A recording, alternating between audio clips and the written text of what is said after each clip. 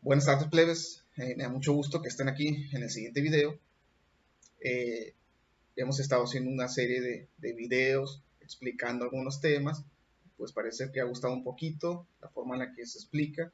Vamos a estar tratando de mejorar, hacer un poquito mejores los videos. Si se dan cuenta es un poquito de mala calidad, pero vamos empezando y vamos mejorando. Por ayuda de ustedes, pues vamos a ir motivándonos para hacer las cosas mejor. Para ponernos en contexto, yo soy ingeniero bioquímico, soy maestro de preparatoria, colegio de bachilleres, la asignatura de química, y de secundaria, la asignatura de ciencias 3, que es química también. Ahorita, como ya empezamos las clases en línea, estamos grabando videos con los temas, explicando temas de la asignatura de física, porque estamos en el repaso antes de iniciar los temas de química. Por eso que algunos de los temas que hemos estado viendo en los videos anteriores son referentes a cuestiones de física. Nos primeramente me estaba centrando en las clases, pero lo estoy abriendo un poquito más para el público general, ¿verdad? Si alguno de ustedes tiene alguna cuestión que quiera que abordemos, alguna pregunta que siempre se han hecho y que quieren abordar un poquito más, puede dejarlo en los comentarios y podemos hacer un video referente a eso. El tema que traemos el día de hoy es del programa de estudios de física que estamos repasando y habla sobre las sustancias frías. Hace una pregunta de cuál es la temperatura más baja que existe. Entonces vamos a tratar de responder eso.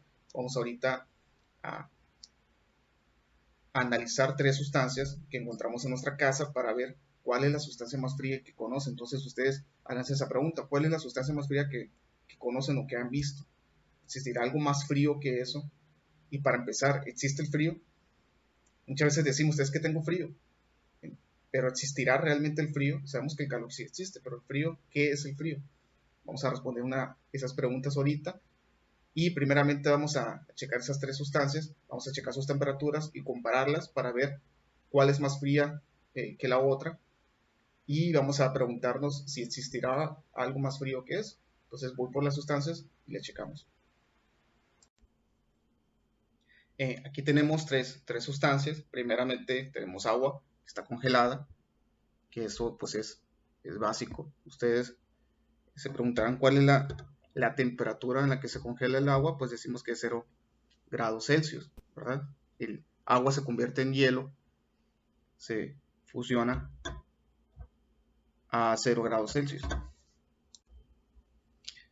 Y para checar eso, no tenemos un termómetro ahorita de laboratorio, lo único que tengo es este, pero este funciona mucho mejor porque para observar cómo se mueve la temperatura, esta flecha nos ejemplifica muy bien cómo se mueve, ¿no? Esto mide hasta 60 grados Celsius y de 120 grados Celsius hasta 60 grados Celsius, pero la aguja se sigue moviendo, entonces esto nos va a, a facilitar el observar cómo se mueve la temperatura. Entonces, como sabemos que la temperatura del agua cuando se hace hielo es de 0 grados Celsius, vamos a ver al colocar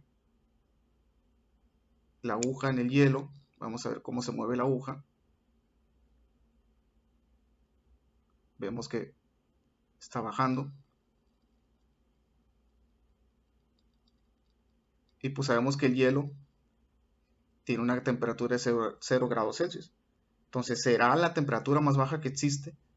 Sabemos que no, ¿verdad? Pero ¿será la sustancia más fría que conozcan ustedes? Acá tengo, esto lo vamos a dejar así. Tengo otros dos ejemplos. Los dos ejemplos.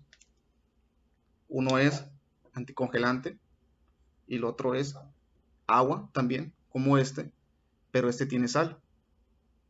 Nosotros sabemos que si le agregamos sal al agua, el punto de fusión va a bajar. O sea, quiere decir que el agua salada es más fría que el agua normal. Vamos a ver por qué. Pero de estos dos les pregunto, ¿cuál será más frío? Sabemos que el anticongelante se utiliza en los carros para evitar que el agua del radiador en temporada de frío se congele. Existen regiones en el mundo en las cuales las temperaturas del ambiente están por debajo del 0 grados Celsius. Obviamente, si ustedes le colocan en ese ambiente, colocan agua en el radiador, se va a congelar. Es por eso que utilizan anticongelante, porque el punto de fusión del anticongelante es mucho menor que la del agua. Es frío. Vamos a comparar primeramente el anticongelante. Vamos a ver, de hecho el anticongelante ni siquiera pues obviamente no se congeló, ¿verdad? Vamos a ver, está líquido todavía, pero estuvo igual expuesto que este frasco de agua. Vamos a ver la temperatura, cómo baja en el termómetro.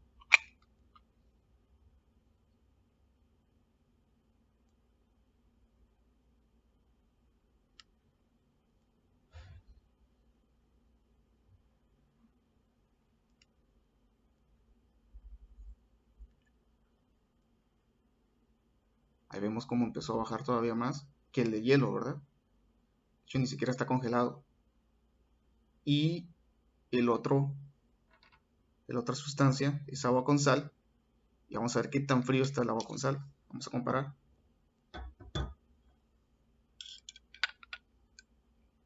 Vean cómo se mueve la aguja del agua con sal. Por acá más o menos llegó el agua normal, el hielo, ¿verdad? Agua congelada. Como por aquí donde tengo el dedo, llegó el anticongelante y vean hasta dónde llega el agua con sal, que de hecho tampoco está congelado, ¿verdad? Todavía está líquido. Y los tres estuvieron expuestos a la misma temperatura, los tres estuvieron toda la noche en el congelador. Y vean hasta dónde llega la aguja del agua con sal. ¿Por qué al agregarle simplemente sal al agua hace que se congele, que tarde más en congelarse o que requiera más temperatura, más retirarle más temperatura para congelarse? ¿Y por qué, si es más frío el agua con sal, por qué no le echan simplemente agua con sal a los radiadores, ¿verdad? Para que no se congele, si es más frío? Obviamente, pues el agua con sal, la sal pues es corrosiva, ¿no? Le hace mucho daño, le haría mucho daño al motor, pero el principio del anticongelante y del agua con sal es el mismo. Mientras más, si el agua o la sustancia está más concentrado, tiene otras sustancias disueltas, el punto de fusión va a ser más bajo. ¿Por qué existe eso? Porque el agua se congela muy rápido a 0 grados Celsius y el agua con sal simplemente tiene sal, tiene cloruro de sodio. ¿Por qué difiere tanto? Las partículas del agua están formadas de H2O, ya sabemos las moléculas del agua, y en el agua pura pues están solas. Entonces cuando nosotros retiramos energía, obviamente cuando el agua está líquido, está en movimiento las partículas, si le retiramos energía se van a empezar a detener las partículas. En el caso del agua, cuando le agregamos sal, pues le agregamos el cloruro de sodio, se disuelve con el agua y se separa los iones cloro con los iones sodio. Como el agua es una molécula polar, que esa molécula polar quiere decir que tiene dos cargas, como los imanes, una carga positiva y otra carga negativa, eso por la electronegatividad de cada átomo. Era una sustancia polar, el agua, tiene una parte positiva, una parte negativa, y cuando le agregamos cloruro de sodio, se separa en ion cloro y ion sodio. La parte cloro es negativa, la parte sodio es positiva. La parte de cloro negativa se va hacia la parte negativa del agua, porque es polar, y la parte de cloro negativa se va hacia la parte positiva del agua, y esto hace que las moléculas de agua estén ocupadas atendiendo los iones, ¿verdad? Es una analogía que podemos observar. Como están ocupadas con los iones, al retirar la energía, pues siguen estando en movimiento. Entonces es por eso que necesitamos retirarle más energía para que se detengan un poquito más. ¿Okay? Entonces cualquier sustancia que le agregamos nosotros al agua, si mantenemos ocupadas las moléculas, va a ser más. Necesitamos retirarle más energía. Igual pasa cuando ustedes, cuando sus mamás calientan o están haciendo un caldo y están calentando agua y empieza a burbujear, a bullir. Si usted le agregan sal, va a dejar de bullir, ¿verdad? Porque el punto de ebullición se va a aumentar. Igual por el mismo principio que ocurre con el agua salada en el hielo. Aquí comparamos los dos. Este todavía está hecho hielo y este ya está totalmente líquido. Este tiene sal disuelto aquí en el agua. El anticongelante tiene lo mismo principio, tiene sustancias disueltas en el agua, pero obviamente son sustancias que no hacen daño a los metales, que no corroen. Es por eso que es mejor utilizar el anticongelante. ¿Okay? Ahora, de estos tres que encontramos en nuestras casas, pues el hielo, sabemos que el agua se congeló a 0 grados Celsius. El que tenía, después de este, tenía menos temperatura, el anticongelante, y al final está más frío todavía el agua con sal. De estos dos, si nosotros lo tocamos, este está más frío que este. Pero la pregunta que hacemos ahorita, ¿existe el frío? ¿Qué es el frío? Nosotros comúnmente decimos, es que tengo frío, y nos colocamos un suéter, una chamarra, pero en sí, físicamente el frío no existe, sino que es la ausencia de calor. ¿Y qué es el calor? Es el movimiento o la energía interna que tienen las partículas. Todas las partículas, todos los átomos tienen energía interna, y simplemente con el hecho de que el núcleo tenga electrones girando alrededor, pues sabemos que al estarse moviendo es energía cinética, y simplemente con que un átomo exista ya tiene energía interna. Entonces depende de la cantidad de energía que tenga ese átomo, es que se va a desplazar en el ambiente. Si se encuentra con otro átomo, va a chocar con él y le va a administrar esa energía que tiene, y así sucesivamente se va a formar el calor. Nosotros le podemos aplicar energía desde el exterior hacia una sustancia y vamos a provocar que su energía interna aumente, que su movimiento se empiece a aumentar y se genera calor. La forma en la que nosotros medimos el calor es mediante la temperatura. La temperatura solamente es la forma en la cual apreciamos esa energía interna mediante un termómetro, ¿verdad? Esa es la diferencia entre energía y temperatura, entre calor y temperatura. Entonces, el frío, cuando nosotros a un sistema le retiramos energía interna o retiramos calor, provocamos que sus partículas se empiecen a mover más lentamente, que la energía interna disminuya, y obviamente la temperatura va a bajar, el calor va a disminuir porque nosotros se lo estamos retirando. ¿Okay? Entonces, el que enfriemos nosotros algo no es que le estemos aplicando frío, sino que le estamos retirando calor. ¿Okay? Y provocamos que sus partículas se muevan más lentamente. Entonces, hablando de temperatura, que es la forma en la que medimos la energía interna, medimos el calor, ¿cuál es la temperatura más baja que existe? Es la primera pregunta.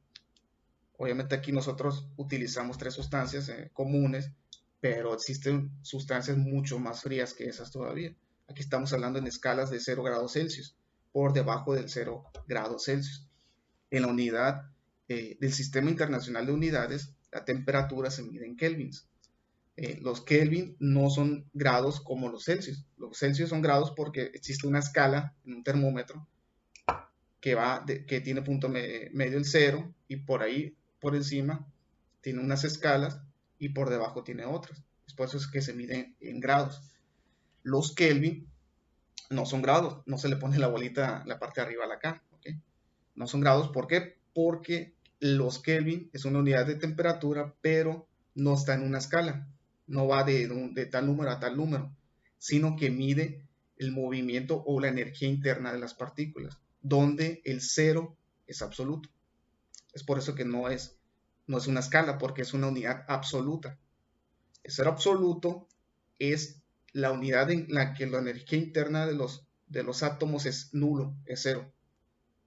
Si no hay movimiento, no hay calor, no hay temperatura, no hay energía interna, y ese es el 0 absoluto. Equivale a menos 273.15 grados Celsius. Teóricamente no existe una sustancia que llegue al 0 absoluto, y va a ser imposible que exista el 0 absoluto. ¿Por qué? Porque como necesitaría que el átomo estuviera totalmente fijo, ni siquiera electrones girando alrededor, porque simplemente al girar el electrón alrededor del núcleo ya está generando energía. Entonces necesitaría que estuvieran en reposo tanto el núcleo como el electrón, y eso es prácticamente imposible. Se puede llegar a acercar el ser humano a una sustancia muy cerquita del 0 absoluto, pero es imposible. En cuanto se mueva el electrón, se está generando energía interna y se está generando calor, se está generando temperatura.